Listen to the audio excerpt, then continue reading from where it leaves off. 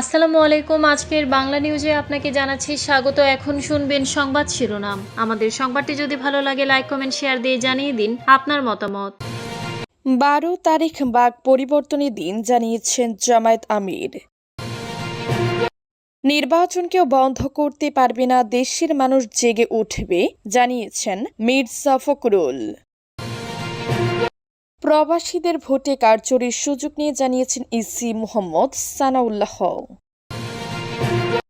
শফিকুর রহমানের x account hack করার পিছনে গভীর ষড়যন্ত্র রয়েছে জানিয়েছেন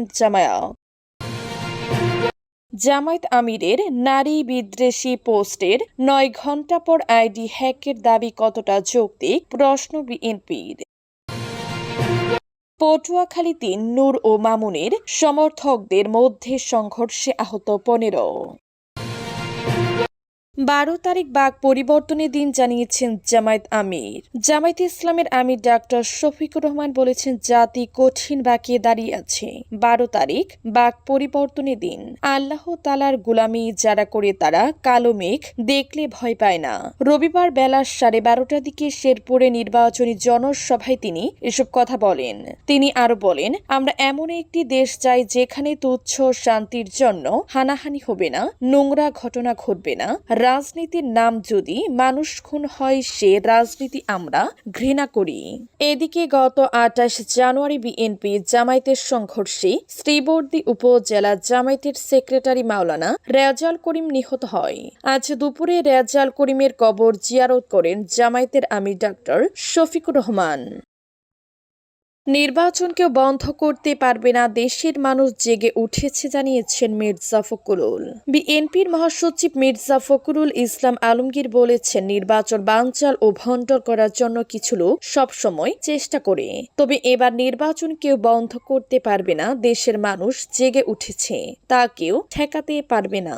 রবিবার 1 ফেব্রুয়ারি সকালে ঠাকুরগাঁও 1 আসনে নির্বাচনী এলাকার সদর উপজেলার মোহাম্মদপুর ইউনিয়নের কাজীপাড়া এলাকায় আয়োজিত এক পথ সভায় তিনি এসব কথা বলেন। নেতাকর্মী ও সাধারণ জনগণের উদ্দেশ্যে মির্জা ফখরুল বলেন, ভোটের দিন আপনারা সবাই ভোট কেন্দ্রে পাহারা দিবেন, যেন কেউ গন্ডগোল করতে না পারে।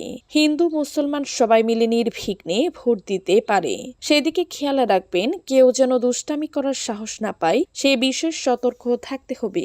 সাংবাদিকদের প্রশংসা করে তিনি বলেন, সাংবাদিকরা দেশ ও জনগণের জন্য কাজ করে, সত্য কথা বলে এবং সত্য লিখে। তিনি আরো বলেন, আগামী 12 তারিখে আপনারা সকলে শহীদ জিয়া ও বেগম খালেদা জিয়ার প্রতীক ধানের শীষের ব্যানার হাতে নিয়ে মাঠে দাঁড়াবেন। পথ সভা চলাকালে এক আবেগঘন মুহূর্তের সৃষ্টি হয়। ঠাকুরগাঁয়ের শহীদ মামুনের বোন তার মাটির ব্যাংকে সঞ্চিত অর্থ ও নিজ হাতে পালিত মুরগির কিছু ডিম বিএনপি মহাসচিবের হাতে তুলে দেন। এতে আবেগালোপ্ত হয়ে পড়েন মির্জা ফখরুল ইসলাম আলমগীর। প্রবাসীদের ভোটে কারচুরির সুযোগ নিয়ে জানিয়েছেন ইসি মোহাম্মদ সানাউল্লাহ। নির্বাচন commissioner EC brigadier general of Abul Fazal Mohammad Sanaullah বলেছেন, প্রবাসীদের ভোট গ্রহণ প্রক্রিয়ায় কোনো ধরনের কারচুরির সুযোগ নেই। ভোট প্রদানের ক্ষেত্রে লাইভ ভেরিফিকেশন বাধ্যতামূলক করা হয়েছে এবং ব্যালটের নিরাপত্তায় গোয়েন্দা সংস্থার সদস্যরা দায়িত্ব পালন করবেন। আজ রোববার সকালে বরিশালের সার্কিট হাউজে ত্রয়োদশ জাতীয় সংসদ নির্বাচন ও গণভোট 2026 উপলক্ষে আইন শৃঙ্খলা রক্ষাকারী বাহিনীর সেল এবং ডিজিটাল ও অবজারভেশন টিমের সঙ্গে মত বিনিময় সভায় আবুল ফজল এ কথা বলেন। ইসি আবুল ফজল মোহাম্মদ সানাউল্লাহ এ সময় আরো বলেন, প্রবাসীদের জন্য ব্যবহৃত ব্যালটে মোট 119টি প্রতীক থাকবে, ফলে খামখোলা এবং সঠিকভাবে ভোট গণনায় তুলনামূলকভাবে বেশি সময় লাগবে। ভোট কেন্দ্রে শুধু প্রিসাইডিং অফিসার কলম সঙ্গে রাখতে পারবেন, অন্য কর্মকর্তা ও সংশ্লিষ্ট সবাই পেন্সিল ব্যবহার করবেন। নির্বাচন কমিশনার আরো বলেন, ভোট চলাকালীন প্রতি আসনে 10 জন করে ম্যাজিস্ট্রেট দায়িত্ব পালন করবেন। মোবাইল ফাইন্যান্সিয়াল সার্ভিসের মাধ্যমে যেন কোনো ধরনের অনিয়ম না হয়, সে বিষয়ে কমিশন বিশেষভাবে সতর্ক রয়েছে। ভোট কেনাবেচা বন্ধে একাধিক বৈঠক করা হয়েছে এবং অর্থ লেনদেনের ক্ষেত্রে একটি নির্দিষ্ট সীমা নির্ধারণ করা হবে। এ সময় আবুল ফজল মোহাম্মদ সানাউল্লাহ নির্বাচন পরিচালনার সঙ্গে যুক্ত কর্মকর্তাদের কোনো ধরনের আপ্যায়ন বা আতিথেয়তা গ্রহণ না করার নির্দেশ দেন। শফিকুর রহমানের এক্স অ্যাকাউন্ট হ্যাক করার পিছনে গভীর ষড়যন্ত্র রয়েছে জানিয়েছেন জামায়াত। ষড়যন্ত্রমূলকভাবে বাংলাদেশ জামায়াত ইসলামের আমির শফিকুর রহমানের এক্স অ্যাকাউন্ট হ্যাক করা হয়েছে বলে অভিযোগ করেছেন দলটির প্রচার ও মিডিয়া বিভাগের প্রধান এহসানুল মাহবুব জুবায়ের।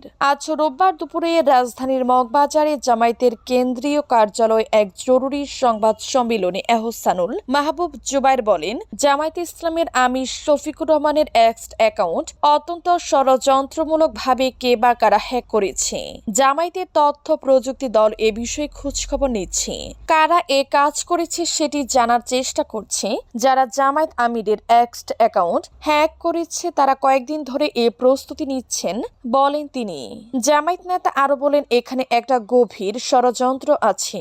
জামায়াত আমিরের এক্স অ্যাকাউন্ট হ্যাক করে তারা কিছু খারাপ ও আপত্তিকর পোস্ট দিয়েছে। কিছু লোক তাৎক্ষণিক কর্মসূচি দিয়েছে।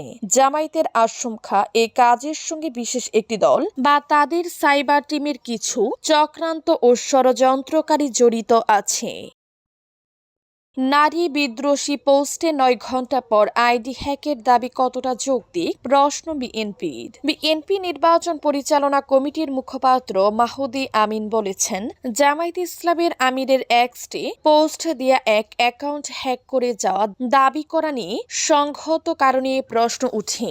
নারী বিদ্রোহী পোস্টের প্রায় 9 ঘণ্টা পর সমালোচনার মুখে দিবাগত রাত 1টার দিকে 12:50 আইডিটি হ্যাকের দাবি কতটা দিবাগত রাত 1টার দিকে 12:40 আইডি হ্যাকের দাবি কতটা যৌক্তিক। আজ রোববার দুপুরে রাজধানীর গুলশানে বিএনপির নির্বাচন পরিচালনা কমিটির কার্যালয়ে এই সংবাদ সম্মেলনে মাহুদি আমিন এ কথা বলেন। বিএনপির চেয়ারম্যানের উপদেষ্টা মাহুদি আমিন বলেন, আমরা সবাই জানি কোনো গুরুত্বপূর্ণ বা ভেরিফাইড অ্যাকাউন্ট হ্যাক করে প্রথম ও প্রধান দায়িত্ব হলো দ্রুততম সময়ে জনগণকে অবহিত করা, যাতে বিভ্রান্ত না ছড়ায় এবং সবাই সতর্ক থাকতে পারে। পটুয়াখালী 3 নূর ও মামুনের সমর্থকদের মধ্যে সংঘর্ষে আহত 15। পটুয়াখালী 3 গলাচিপা দশমিনা আসনে বিএনপি জোটের প্রার্থী নুরুল হক নূর এবং বিদ্রোহী প্রার্থী হাসান মামুনের কর্মী সমর্থকদের মধ্যে সংঘর্ষ হয়েছে। গতকাল শনিবার রাত 11টার দিকে গলাচিপা উপজেলার ডাকুয়া ইউনিয়নের 3 নম্বর যত্রা সরকারি প্রাথমিক বিদ্যালয়ের সামনে এ ঘটনা ঘটে। এ ঘটনায় উভয় পক্ষের প্রায় 15 জন কর্মী সমর্থক আহত হন। গণ অধিকার পরিষদের সভাপতি নুরুল হকের নির্বাচন পরিচালনা কমিটির সমন্বয়ক এবং ছাত্র অধিকারের কেন্দ্রীয় কমিটি সভাপতি মুহাম্মদ আবু নাইম বলেন, গতকাল রাতে ডাকুয়া এলাকায় হাসান মামুনের কর্মী সমর্থকরা ঘোড়া প্রতীকের মিছিল নিয়ে যাচ্ছিলেন।